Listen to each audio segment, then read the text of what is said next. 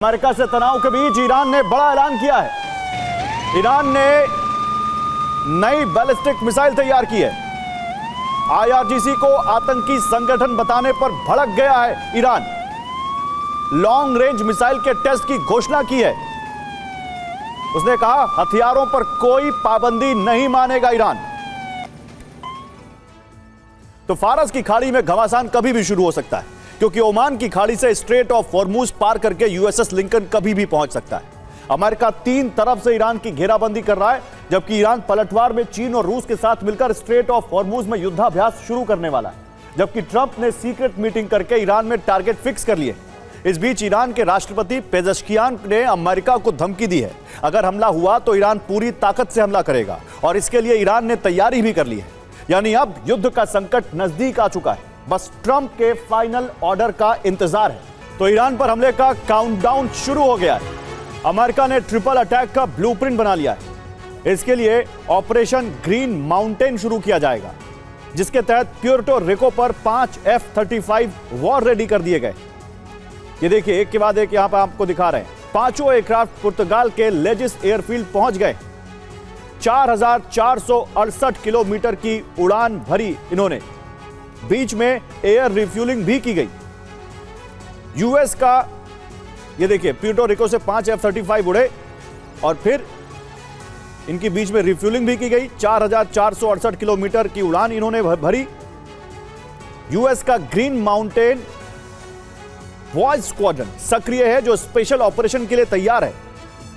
अगले चरण में ऑपरेशन डेल्टा फोर्स 2 किया जाएगा, जिसके लिए डेल्टा कमांडो तैयार हैं।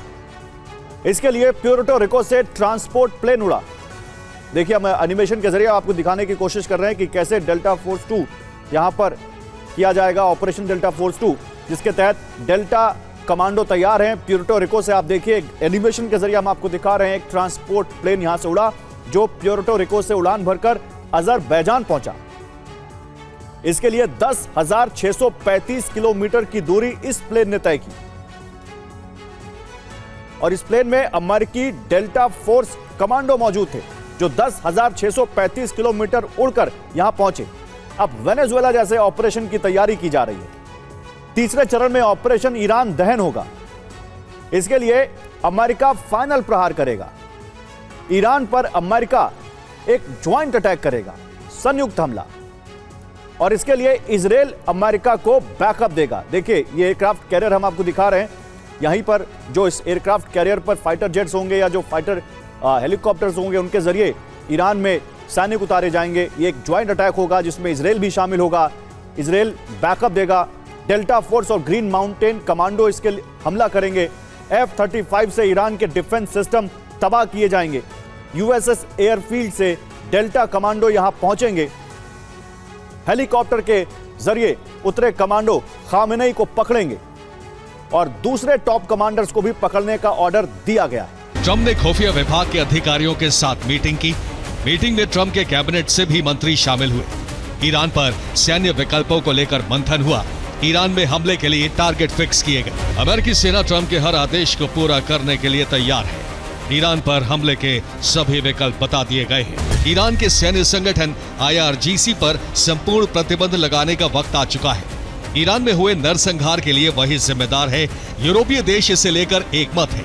ईरान में लोगों की हत्या एक आतंकी घटना है। तो मोसाद का इंटेलिजेंस इनपुट है, जिसके तहत अमेरिका ने ईरान में टारगेट फिक्स कर लिए। पहला टारगेट आईआरजीसी हेडक्वार्टर है, जहां अमेरिकी बॉम्बर्स तबाही मचा सकते हैं।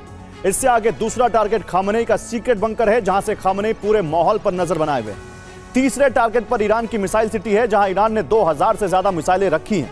चौथे टारगेट पर ईरान के परमाणु संयंत्र हैं, जहां अमेरिका को शक है ईरान परमाणु प्रोग्राम चला रहा है। पांचवें टारगेट पर ईरान के बंदरगाह हैं, वहां से तेल सप्लाई ब्लॉक करना चाहता है अमेरिका।